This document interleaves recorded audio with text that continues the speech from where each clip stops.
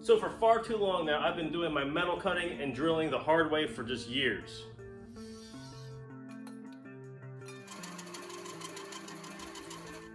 And today I'm going to be upgrading the garage with a CNC Plasma Cutter. Not an expensive one, but with some stuff I picked up off of Amazon. Let's get right into it.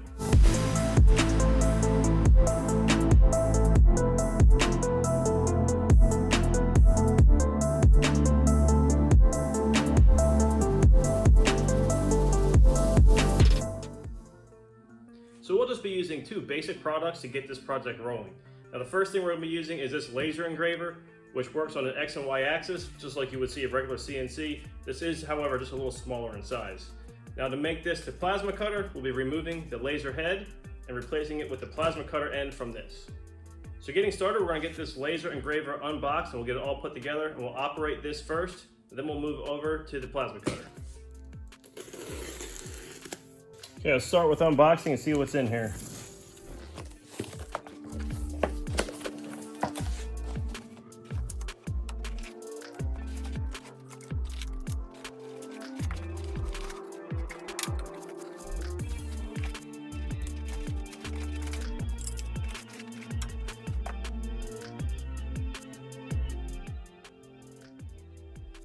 So now that we've got all these parts laid out in front of us, everything is looking like really high quality. We're gonna go ahead and get this thing assembled.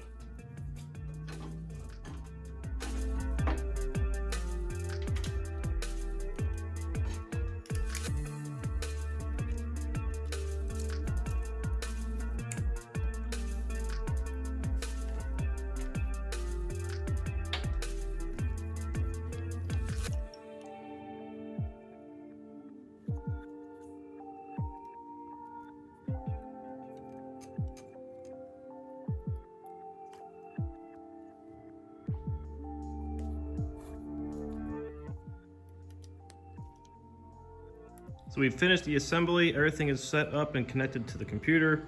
We've installed the software. It is Laser GRBL, it's a software program. And I've just thrown in one of my images, and all we're gonna do next is prepare to print that on this material that I have here. And in preparation of doing that, you come in here and you hit this frame button at the bottom. And what that does is outline, it'll show you where you're at on your material so you can know you're centered.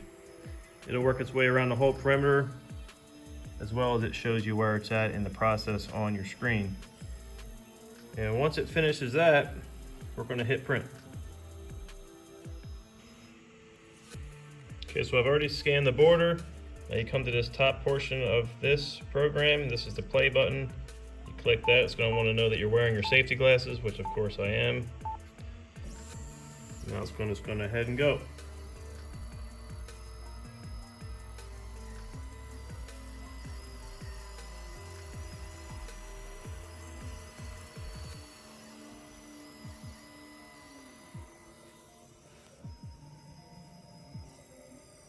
Here it is all done printing. We can remove the piece. You can see that came out really good and pretty well detailed, just considering that was a quick image that I threw in there. This laser engraver worked great. It was simple and easy to use. So now it's time to move on to the plasma cutter. We're gonna get this unboxed. We're gonna give this a test cut, and then we'll work on integrating this to the laser engraver system.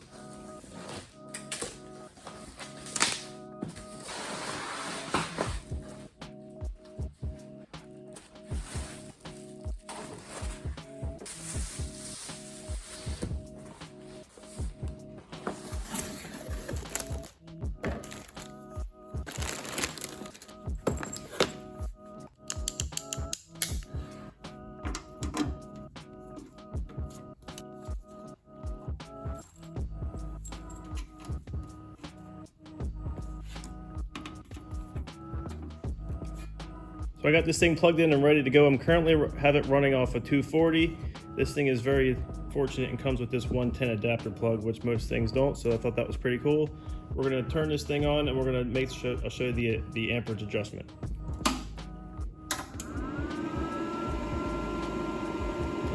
Currently showing at 21. We can go all the way up to 50. And then I can get the air connected to the back of it. We'll adjust the air pressure. And we'll bring this outside next and we'll start doing some test cutting. All right, so we got everything set up, semi outside. We're going to be cutting this 1/8 inch thick steel. I have the machine set to 27.8, and on the back, this is where I got my air pressure at, just over 0.2. So we're going to set up and we're going to cut through this.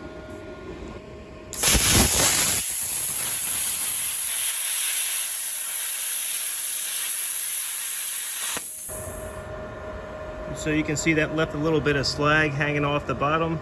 I'm going to try to increase the air pressure and we'll see if it leaves a better cut.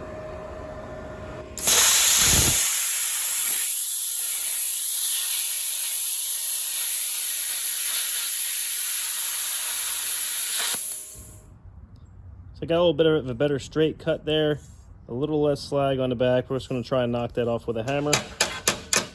Came right off of there. Looks pretty good, pretty clean cut. So now that we've verified that both the laser engraver and the plasma cutter both work, it is time to build a cutting surface and mount it to the bottom of this laser engraver. And to make clearance so the actual plasma cutter head does not interfere with the framework of it, the actual cutting surface needs to come up higher. So to do that, I've made a box section that the laser engraver kind of sits over, and that gives me a 2.5 inch rise, which brings everything closer to the cutting head. For our cutting surface, we'll be using these. I have 12 1-inch by 1/8 inch thick steel plate, and this will be creating a level surface for us to cut on.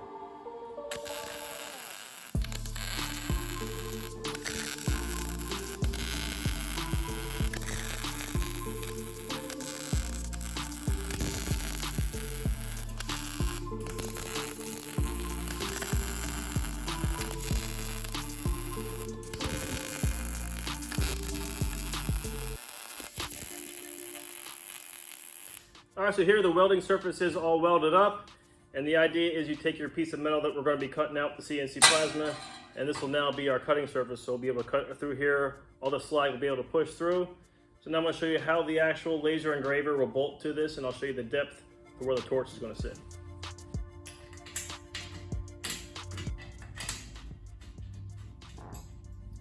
So now that we made it this far, it is time to figure out how we're going to get this plasma cutting torch attached to the laser engraver.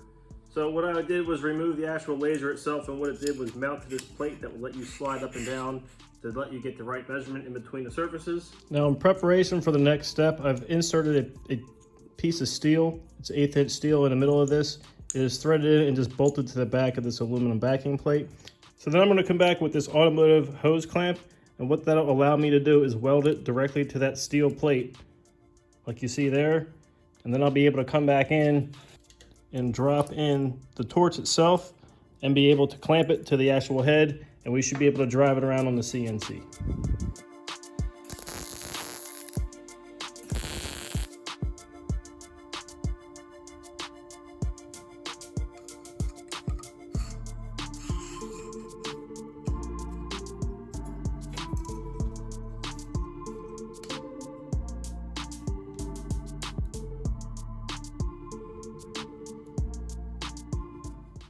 So we're now far enough along that we need to do some wiring to make these two machines talk to one another.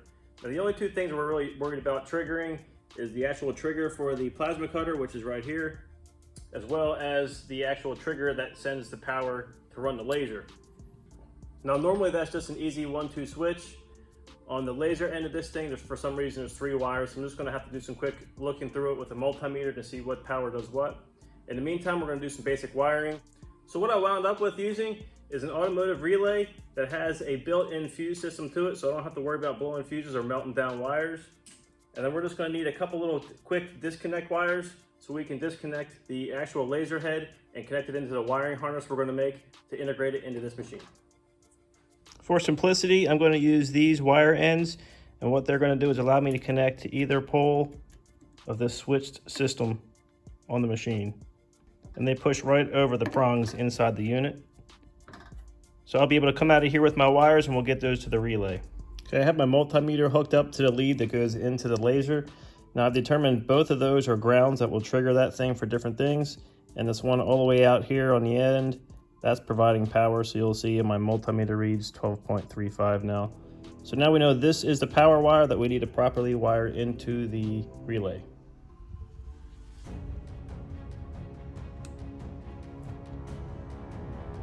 If you don't want to go through this whole wiring process, I have a much simpler wiring solution, which I'll explain in a few minutes.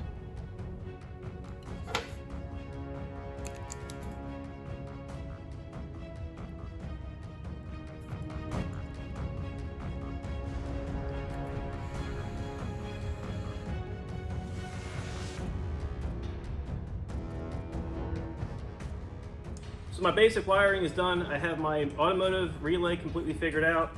I have my power lead that goes to the laser engraver, and I have my two ends right here that'll go to the CNC machine and trigger that on. I'll show you a quick little image of the wiring diagram here so you know how to wire it to the back of the relay. Now with that in mind, we can hook everything up and see how it works.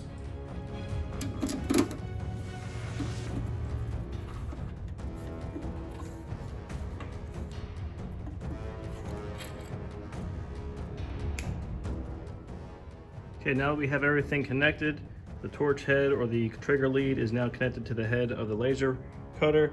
I have my other connection made to the trigger sensor on the actual plasma cutter. Now over to the software, I've upgraded at this point. I am now using something called Lightburn. It actually lets you draw on there, so that's what I'm going to try working with.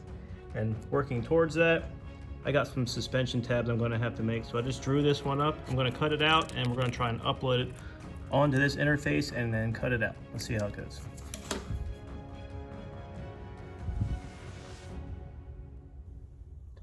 Now we are in the Lightburn program, and I'm going to do a drag and drop of that picture I took into the screen. Next, you will want to make it as big as possible so you can see it better.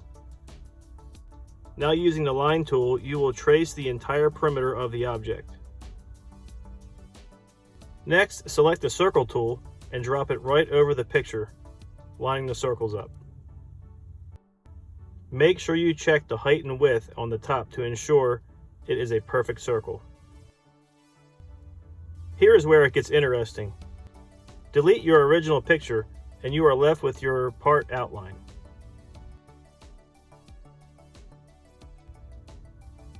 Select the entire image, and now you can set the dimensions to scale on the top left corner.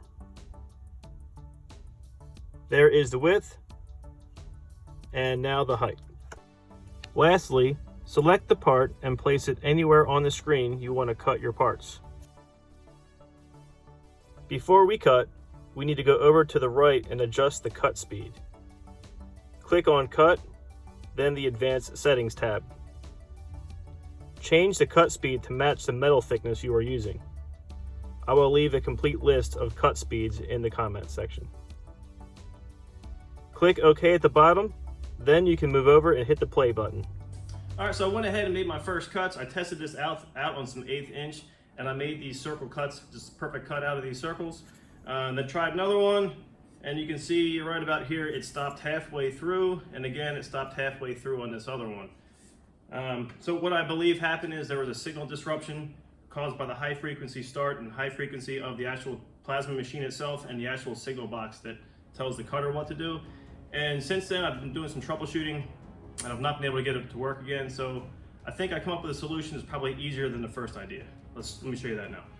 So to simplify the process, we're completely getting rid of the automotive relay system I was using initially, and we're going to the human relay, which is just this simple push button. We'll push it to start the arc, let it go through this entire cut motion, let go, it'll cancel the arc motion, and it'll finish the cut. Let's wire this up.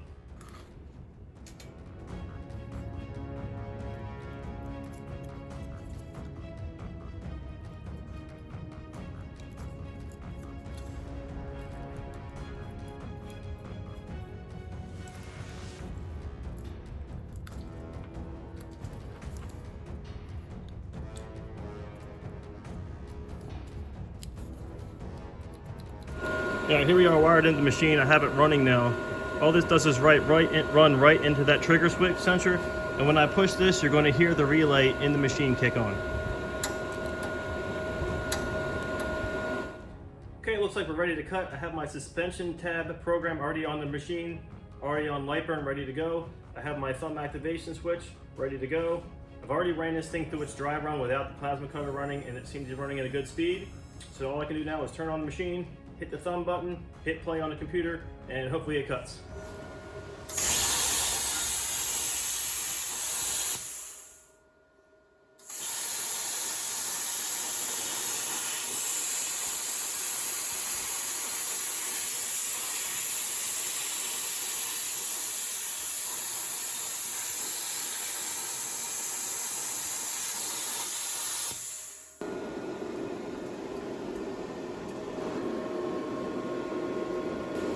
All right, that first cut looks like a success.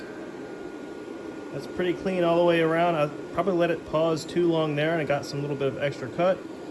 Very minimal dross or slag on the other side, but it's gonna be pretty easy to clean up. So I think next up I need to make, in total I think 16 of these. I do have another project I want to start next. All right, so next up I need to make a bunch of these. I need to make 8 of these actually. These are some chain link looking things. I just need these for another project to bolt 2 different bolts together. And this will just kind of combine the 2 of them. So one of these will go on either side. So I'm going to run this through the program, make a digital file, and then we'll cut it out. Now to repeat the same process in the Lightburn program, drag and drop the picture of the link we just took.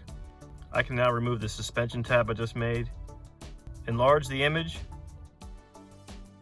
add our circle cutouts, and now tracing the perimeter. Delete the picture and resize the image to the proper dimensions.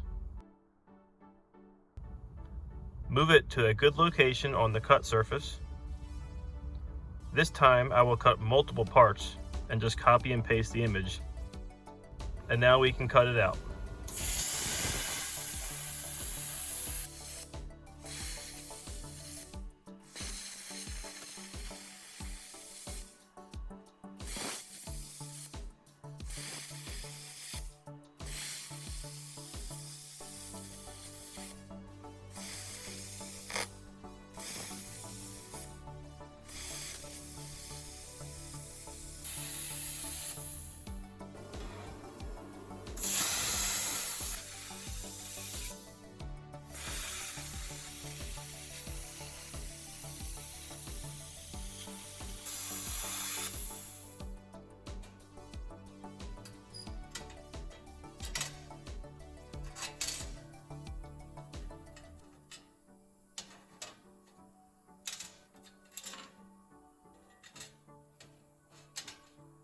So I got 2 of the 4 cut out. I was putting the other ones on here randomly, and if any slag got in my way, it would kind of hold off the actual placement of the machine. It would kind of get lost where it was at, and I kind of have to start over. So these 2 came out good. I'll print out 2 more, and I'll show you how these things bolt together. And on the other end, here are those links that I made that are made to hold these 2 bolts together. Did the trick. All right, so I got my suspension tabs just cleaned up, and the idea behind it is you get your heim joint. Missing the high misalignment spacers at the moment, but you'll get the idea. You'll be able to through bolt this. We'll be able to weld it right to the chassis. It's going to be a 2-frame chassis, and this is how that'll look. So back to the wiring. I did not have the best of luck with that relay system. Figuring out which one was a signal wire from here and how it worked and integrated with that was kind of difficult. It did take some time, and unfortunately at the end of it, this box gave up on me, and I had to go this route. So if you're moving forward, this might just be the easier way to go. Get it working with this, and then you can integrate the wiring to it later. So on the software side of this machine, the laser GRBL that came with this works well enough if you're just taking a stock image, printing it over onto that little home screen. You really can't change the size of it, but it will cut it out for you. Now I moved over to Lightburn because it lets me actually take photographs, integrate that picture onto the actual screen, and change and manipulate the sizes of it, as well as changing the cut speeds, which is really important when you're changing the thickness of your material. Moving on, I may try to get into Fusion 360 because it's a lot more advanced and probably a little bit more user-friendly, and I will try to integrate that into this machine as well. All right, let's talk about it. So does this thing work? Yes, it absolutely does. It is useful in the garage. About total this thing cost me just a little over $300. I will continue to use this in the future. Making these little cutouts will just take me hours to do by hand, not to mention mess my hands all up and make me tired. So moving forward, is this thing as awesome as a $8,000 industrial machine? No. And it does only cut some small parts, but it is useful for the garage. So if you have some extra time on your weekend and you like to mess with stuff like this, why not give it a shot? I'll leave the links for both of these items on the description below. I'll let you try it for yourself. As always, thank you for watching. Hit like and subscribe, and we'll see you on the next build.